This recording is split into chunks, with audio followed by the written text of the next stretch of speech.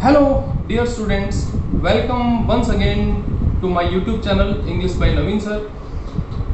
आज मैं आप लोगों के लिए एक बहुत ही अच्छी पोइम लेकर के आया हूँ और ये पोइम जो है ये G.M. हॉपकिंस जो एक राइटर हैं उनके द्वारा लिखी गई है। पोइम का टाइटल है स्प्रिंग एंड फॉल और ये फ्रेंड्स लिटरेचर में बहुत ही इम्पोर्टेंट प्लेस इस पोइम का है। इस पोइम के बारे में आज हम डिटेल से पढ़ेंगे। ये ग्रेजुएशन में भी लगती है और पीजी में भी हॉपकिंस पढ़ाए जाते हैं। सीनियर क्लास में भी कुछ बोर्ड में ये पोइम लगती है, तो हम इस पोइम को आज पढ़ेंगे। Let's start. So dear students, आज हम जो पोइम पढ़ने जा रहे हैं उसका टाइटल है spring and fall. Gerard Manley Hopkins ने इस पोइम को लिखा है और इस पोइम में क्या क्या महत्वपूर्ण बातें बताई गई हैं उन सभी चीज़ों को आज मैं इस वीडियो लेक्चर में आपको समझाऊंगा। इस पोइम को हम वर्ड टू वर्ड इसका मीनिंग हम देखेंगे। तो चलिए हम शुरू करते हैं इंट्रोडक्शन के साथ। This poem was written at Lancashire in 1880। 1880 में पोइम लिखी गई थी। अब इस पोइम की कुछ इंपॉर्टेंट जो बातें हैं वो मैं आपसे शेयर करना चाहूंगा। This poem is about Adam's original sin. कई सारी बातें हैं स्टूडेंट्स जो हमें पता होनी चाहिए। हम किसी पोइम को पढ़ते हैं तो उसका बैकग्राउंड हमें पता होना चाहिए, तभी हम उस पोइम को समझ पाते हैं। देखिए, एडम ओरिजिनल सिन किसे कहते हैं, पहले मैं आपको इसका माइथोलॉजिकल रेफरेंस बताना चाहूंगा। एडम जो है वो एडम और ईव, ऐसा कहा जाता है कि जब पृथ्वी नहीं बनी थी उससे पहले एडम और ईव जो हैं वो ईडन्स गार्डन में रहते थे, जो ईश्वर ने उन दोनों के लिए ही बनाया था। और एक बार जो सैटन है यानी शैतान जो है वो सांप का भेष धारण करके सांप के रूप में आए और उन्होंने ईव को टेम्प्ट किया यानी ललचाया कि यहाँ पे जो पेड़ लगे हुए हैं इन सभी में एक पेड़ है जिसका फ्रूट यानी फल जो है वो बहुत ही मीठा है, तो तुम्हें उस फल को खाना चाहिए। और फ्रेंड्स, वो पेड़ कौन सा था? That was the tree of knowledge, वो ज्ञान का पेड़ था।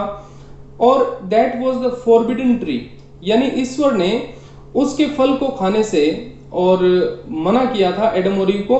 तो जैसे ही ईव ने उस फल को खाया तो उसे नॉलेज हुआ, ज्ञान हुआ, और फिर उसने एडम को भी कहा उस फल को खाने के लिए और एडम ने भी उस फल को खाया। तो एडम और ईव इस तरह से उनको नॉलेज हुआ और नॉलेज होते ही उन्होंने सबसे पहले अपने नंगे बदन को ढका और कहते हैं कि वहीं से जो पृथ्वी है उस पे ये सारे के सारे जो मृत्यु है या पाप है, अपराध है, ये सब चीजें जो हैं इनकी शुरुआत हुई। तो इसलिए इसको ओरिजिनल सिन कहा जाता है। यानी ओरिजिनल जो सिन है, मनुष्य ने जो पहला पाप किया था वो यही किया था कि उसने फॉरबिडन ट्री के फ्रूट को खा लिया था। तो ये जो पोइम है, इस पोइम में इसका रेफरेंस आएगा। फ्रेंड्स, ये कोई सिंपल पोइम नहीं है, इसको हमें 2-3 लेवल पे समझना होगा। तो सबसे पहली बात यही है कि एडम के ओरिजिनल सिन पे ये पोइम बेस्ड है। In the poem a father addresses to an imaginary child. हालांकि जीएम हॉपकिंस ने ये पोइम लिखी है और हॉपकिंस एक पादरी थे, उन्होंने शादी नहीं की थी। तो जिस बच्चे को कई जने कहते हैं कि ये बच्चा जो है वो हॉपकिंस का ही बच्चा है, लेकिन ऐसा नहीं है। हॉपकिंस शादीशुदा नहीं थे तो ये बच्चा उनका नहीं हो सकता है।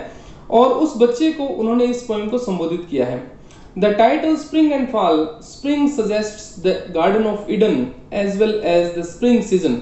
देखिए, स्प्रिंग के दो अर्थ हैं। पहला है गार्डन ऑफ ईडन, जिसका रेफरेंस मैंने अभी आपको बताया था, जहां पे एडम और ईव रहते थे। दूसरा है स्प्रिंग सीजन यानी बसंत ऋतु, जिसमें नई शुरुआत होती है फूलों की, फलों की।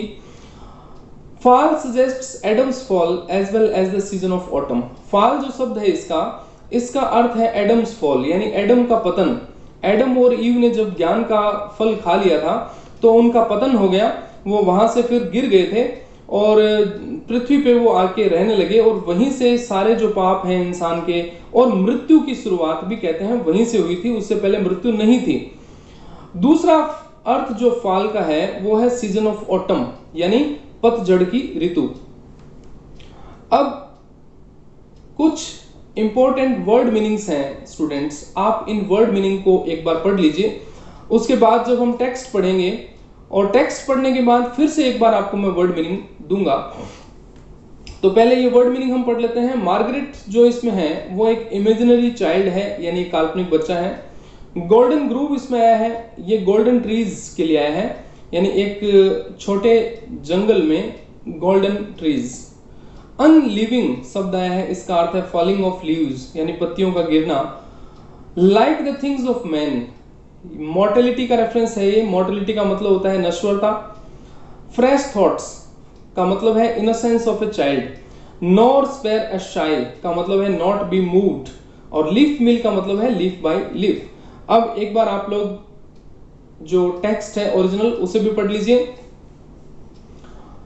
Margaret, are you grieving over goldengrove unleaving, leaves like the things of man, you with your fresh thoughts care for can you, as the heart grows older it will come to such sights colder, by and by nor spare a sigh, the words of when would leaf will lie, and yet you will weep and know why. Now no matter child the name, sorrow springs are the same, nor mouth had nor mind expressed, what heart heard of ghost guessed, it is the bright man was born for, it is Margaret you mourn for। अब एक बार फिर से आप word meaning देखिए ताकि आपको poem अच्छे से समझ में आ जाए।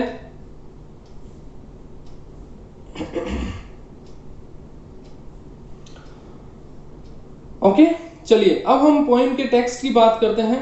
इस पोएम को हमें अच्छे से समझना है। मैंने आपको इसका रेफरेंस बता दिया है कि इसमें जो मार्गरेट नाम की बच्ची है उसको कवि संबोधित कर रहे हैं और वो कह रहे हैं मार्गरेट जो है वो रो रही है, एक छोटी बच्ची है वो रो रही है, दुखी हो रही है। तो कवि उससे पूछते हैं कि उसके दुखी होने का क्या कारण है, क्या वो पेड़ के पत्तों के गिरने से दुखी हो रही है। Margaret, are you grieving over goldengrove unleaving. देखिए ग्रीविंग का मतलब होता है दुखी होना, to express sorrow, to be sad.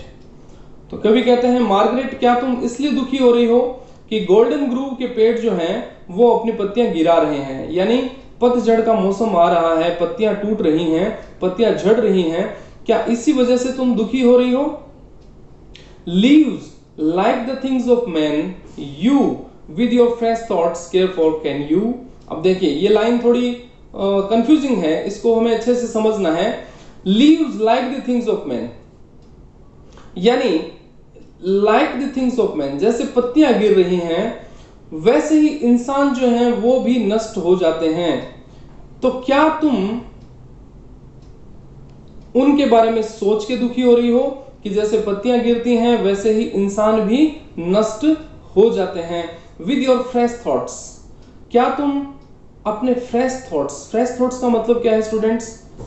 Fresh thoughts का मतलब है इनोसेंट थॉट्स, क्योंकि वो बच्ची है अभी। और क्या बच्ची के मन में ये विचार आ सकता है कि जैसे पत्तियां गिरती हैं वैसे ही इंसान भी नष्ट हो जाते हैं। तो क्या तुम ऐसा सोच के दुखी हो रही हो। अब देखिए इन 4 लाइनों में कवि ने क्या कहा कि क्या पत्तियों के गिरने की तुलना तुम इंसान के मरने से कर सकती हो, यानी तुम अभी छोटी बच्ची हो तो तुम ऐसा नहीं सोच सकती हो। ये रेटरिकल क्वेश्चन कहते हैं इसे, हम लिटरेचर में इसे क्या कहते हैं, रेटरिकल क्वेश्चन, यानी जिस क्वेश्चन का आंसर हमें पता होता है that is known as rhetorical question. अब देखिए आगे की 4 लाइनों में चलते हैं अपन। As the heart grows older it will come to such sights colder, by and by nor spare a shy, though world of when would leave me lie। As the heart grows older, अब यहां पे देखिए heart जो word है ये पूरे इंसान के लिए प्रयुक्त हुआ है, यानी यहाँ पे मेटोनिमी जो एक लिटरेरी टर्म है, फिगर ऑफ स्पीच, उसका प्रयोग किया गया है। जैसे जैसे हृदय बूढ़ा होता है वो it will come to such sights colder, ऐसे दृश्यों के प्रति वो और कॉल्डर हो जाता है, यानी वो ऐसे दृश्यों की परवाह नहीं करता है। कैसे दृश्य, पेड़ से पत्तियां गिरना। अब हम सभी जानते हैं कि जब बच्चा छोटा होता है तो वो छोटी छोटी चीजों के लिए रोने लग जाता है। एक कोई खिलौना टूट गया तो वो रोने लग जाता है, लेकिन बड़े लोग उसे क्या कहते हैं, समझाते हैं कि अरे तुम इतनी सी चीज के लिए रो रहे हो। तो वही बात कवि यहाँ पे कह रहे हैं कि पत्तियों के गिरने से बच्चा दुखी हो रहा है, लेकिन जैसे जैसे वो बड़ा हो जाएगा तो वो इन चीजों की परवाह करना बंद कर देगा। By and by nor spare sigh, जैसे जैसे समय बीतेगा, बाय एंड बाय जैसे जैसे वक्त बीतेगा, नॉर स्पेयर शाई, तुम एक आह भी नहीं भरोगे। साई का मतलब आहें भरना, यानी रोना तो दूर, तुम आह भी नहीं करोगे, चाहे पूरा का पूरा जंगल जो है उसकी पत्तियां झड़ जाएं। Though worlds of wanwood leafmeal lie. Leafmeal का अर्थ क्या है? लीफ बाय लीफ, यानी एक एक पत्ती चाहे पूरे जंगल की टूट के गिर जाए, फिर भी तुम उसके लिए उदास या दुखी नहीं होगी। क्यों? क्योंकि तब तुम बड़ी हो जाओगी। And yet you will weep and know why. अब देखिए आगे एक क्वेश्चन पूछते हैं कवि, and yet you will weep, फिर भी तुम रोओगी, यानी तुम्हारा रोना जो है वो जारी रहेगा। अब ये यहाँ पे क्या है, ये एक तरह से हम कह सकते हैं ये एंटीथेसिस है और ये पैराडॉक्सिकल है। फिर वो क्यों रोएगी बच्ची? उसका कारण क्या है? Now no matter child the name, sorrows springs are the same. बहुत महत्वपूर्ण लाइनें हैं ये दोनों। No matter child the name, नाम क्या है उससे कोई मतलब नहीं है। Sorrows springs are the same, spring शब्द का अर्थ यहाँ स्रोत से है। सोरोज स्प्रिंग यानी दुख का स्रोत जो है वो हमेशा एक ही है, यानी चाहे छोटा बच्चा रो रहा हो या बड़ा इंसान रो रहा हो, उनके दुख का जो स्रोत है वो एक ही है, यानी वो एक ही वजह से, एक ही कारण से दुखी होते हैं। और वो कारण क्या है कवि आगे बताते हैं, nor mouth had no nor mind expressed what heart heard of ghost guessed. अब ये थोड़ी सी कॉम्प्लेक्स लाइनें हैं। Nor mouth had no nor mind, यानी न तो हम मुंह से बोल के कह सकते हैं, न हमारा दिमाग उस चीज को जानता है। व्हाट हार्ट हर्ड ऑफ, जिसे हमारा हृदय सुनता है। गोस्ट गेस्ट, और गोस्ट यहाँ स्पिरिट के अर्थ में है, आत्मा जिसका अनुमान लगाती है। और वो क्या है जिसके बारे में हम न बोल सकते हैं न समझ सकते हैं, हमारी आत्मा जिसे जानती है वो क्या है? It is the blight man was born for. ये वो ब्लाइट है, ये वो दुर्भाग्य है जिसके लिए इंसान का जन्म हुआ है। और वो दुर्भाग्य क्या है? कवि कहते हैं वो है मृत्यु। यानी अब आप समझिए, पहली लाइन में ही कवि ने कहा था कि जो ओरिजिनल सिन है, यानी जो एडम ने जो पाप किया था कि नॉलेज का फ्रूट खाया उसने और धरती पे वो आगे और मृत्यु का आगमन हुआ, तो वहीं से इंसान के जीवन में दुखों की शुरुआत हुई। और चाहे इंसान किसी भी चीज के लिए दुखी हो, उसका मूल स्रोत क्या है? मेन सोर्स क्या है? मृत्यु है।